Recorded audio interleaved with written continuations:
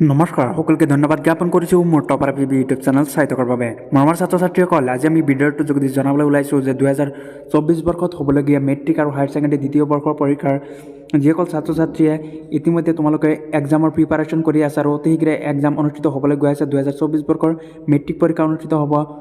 16 ফেব্ৰুৱাৰীৰ পৰা আৰু এইচএছ এক্সাম অনুষ্ঠিত হ'ব 12 ফেব্ৰুৱাৰীৰ পৰা তোমালোকে ইতিমধ্যে যেহেতু প্ৰিপাৰেশ্যন কৰি আছা আৰু প্ৰিপাৰেশ্যনৰ মাজত তোমালোকে বহু ছাত্ৰ ছাত্ৰীয়ে